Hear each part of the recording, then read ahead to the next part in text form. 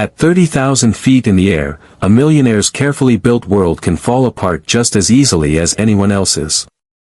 For Richard Hale, a man who believed every problem had a price and every solution could be bought, this lesson was coming, and it was going to be public. He had a portfolio worth hundreds of millions, a tech empire that bent to his will, and a first-class seat that cost more than most people's rent. What he didn't have? A way to quiet his own son. Because today, high above the clouds, Richard Hale's 9-year-old autistic son, Ethan, was screaming. And no amount of money on earth could make him stop. Hook, first, there was the sound. It wasn't the cry of a fussy toddler. It was a raw, piercing shriek that cut right through the calm, quiet air of the first-class cabin. It was the sound of pure distress, the kind of sound that makes heads whip around and patience disappear. On Flight 812 to New York, every passenger in that section had paid for luxury, for peace, for an escape. But inside this metal tube, the noise was inescapable. It was coming from a small boy with sandy hair, his hands clamped over his ears, his body stiff against the plush leather. And his father, the great Richard Hale, could only watch as his world, and his son, came apart at the seams. To the other passengers, this wasn't a child in pain, it was a disturbance. And as their stares turned from curious to cold, Richard realized he was completely, terrifyingly, powerless. Section 1, the setup. Richard Hale was a man who lived and breathed control. His days were a perfectly scheduled series of wins, from hostile takeovers to lucrative mergers. He was used to getting his way. But there was one part of his life that refused to be managed, that didn't fit on a spreadsheet: his son, Ethan. Ethan lived in his own world, one where colors were too bright, sounds were too sharp, and textures could feel like fire on his skin. He was a beautiful kid, with his father's sharp jawline and his mother's incredible blue eyes, a feature Richard now only saw in pictures. Since she passed away 2 years ago, it had been just him and Ethan, two strangers trying to navigate the same grief from opposite sides of a silent canyon. Richard tried to bridge that gap the only way he knew how, with things.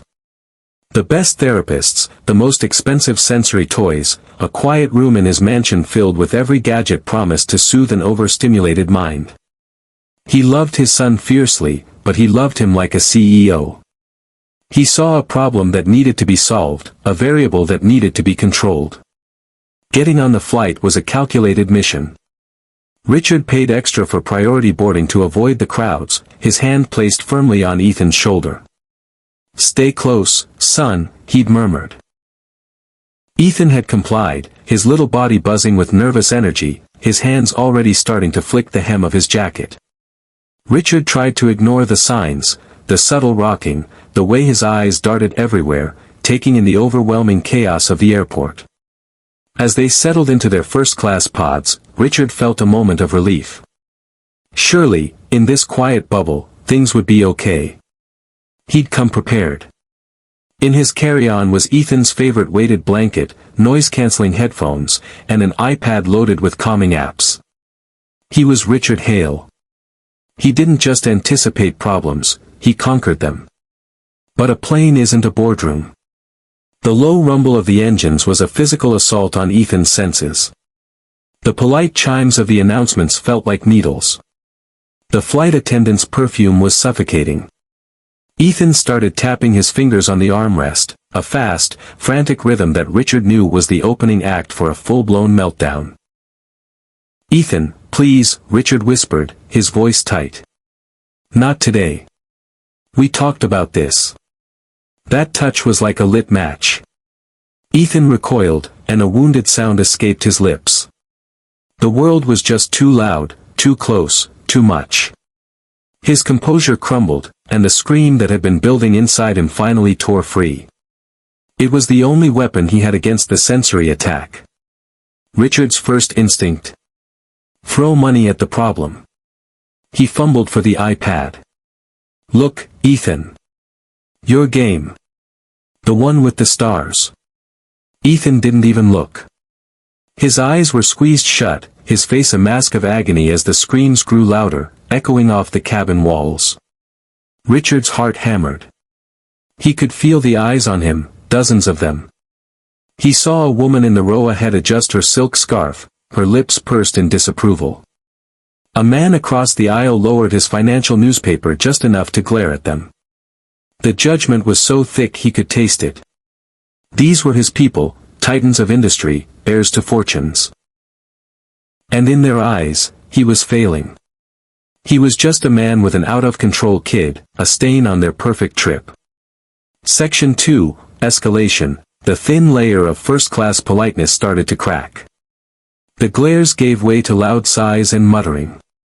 "Can't they do something about that?" a man in a gray suit grumbled to his friend, loud enough for Richard to hear. "We paid a fortune for these seats." The words were a punch to the gut. Richard's face flushed with shame. "I'm trying," he snapped back, his voice louder than he meant it to be. The sharp sound only made Ethan cry harder, curling into a tight ball. A wave of helplessness washed over Richard, so strong it made him dizzy. A senior flight attendant named Angela glided down the aisle, her smile practiced and perfect. "Sir," she began, crouching beside them, "is there anything we can do to help?" "He's autistic," Richard said, the words feeling like a confession. "He's overwhelmed." Angela's smile didn't move, but her eyes turned clinical. "I understand, sir. However, the noise is disturbing our other guests. Perhaps if we moved you toward the back of the plane." "Move to the back." "Hidden away." The suggestion felt like a slap.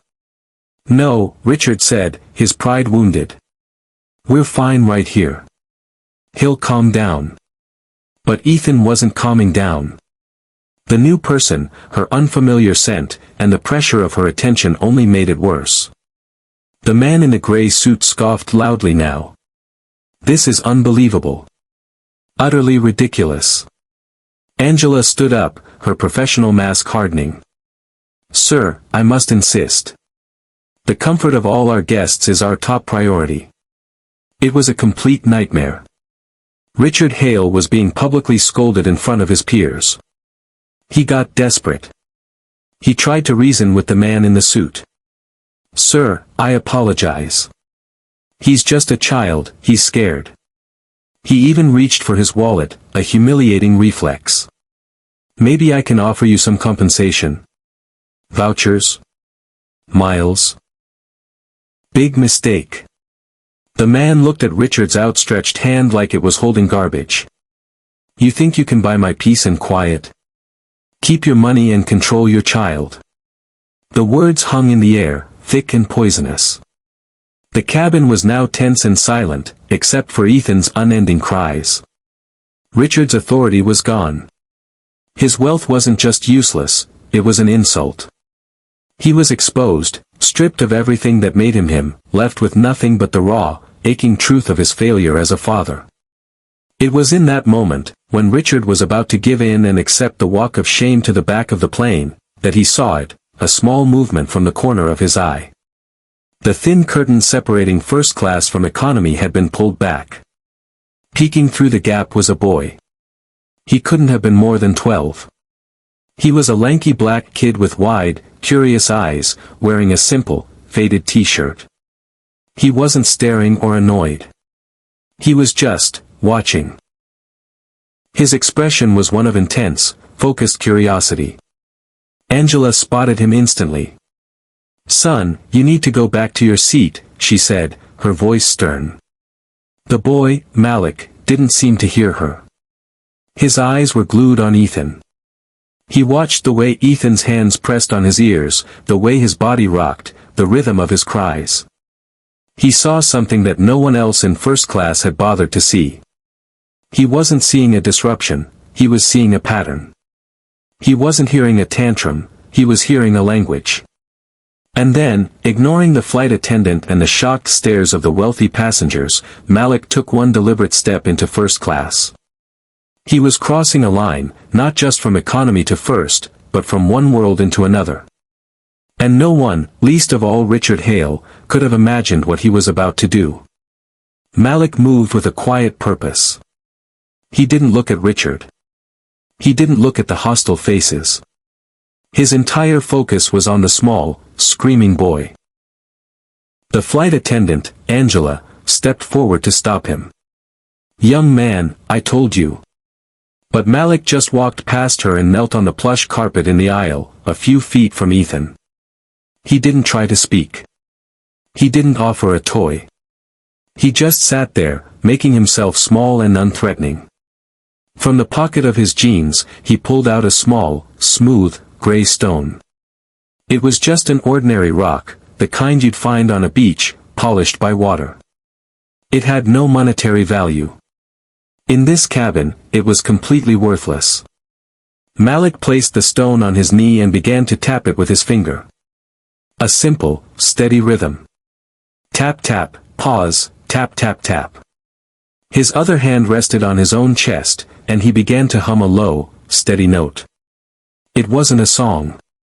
It was just a sound, a single, unwavering frequency.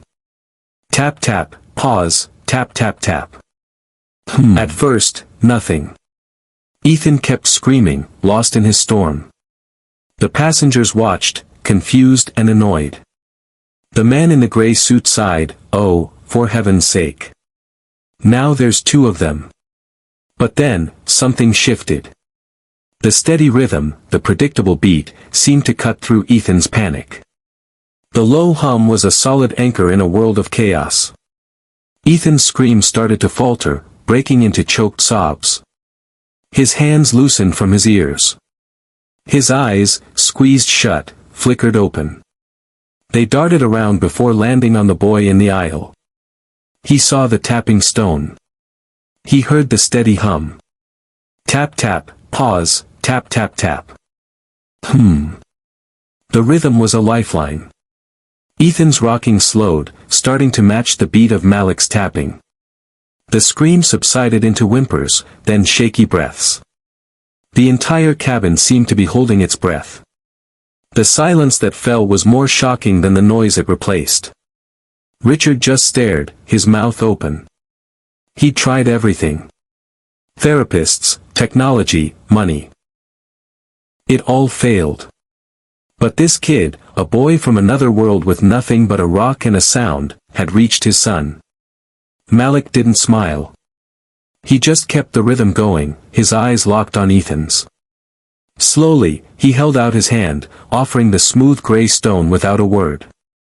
For a long moment, Ethan just watched the hand. The cabin was so still you could hear the air vents. Then, shakily, Ethan unbuckled his seatbelt, slid off his seat, and crawled onto the floor. He crept toward Malik, his gaze fixed on the stone. He reached out and gently took it. His fingers closed around its smooth, cool surface. It was solid. Real. Ethan sat back, turning the stone over and over in his palm. His breathing was even. His body was relaxed.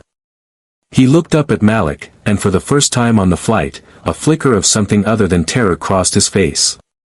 It was a silent, deep understanding.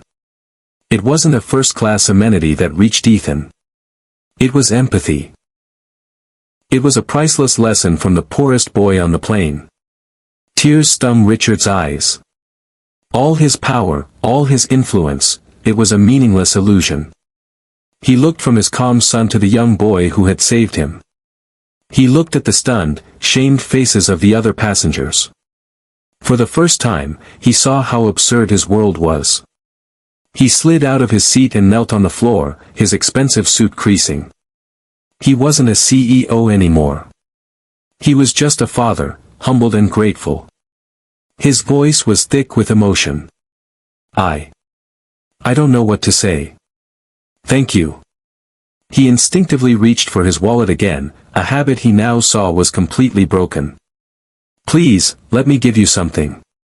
Anything. Malik finally looked at him, his eyes clear and steady. He just shook his head.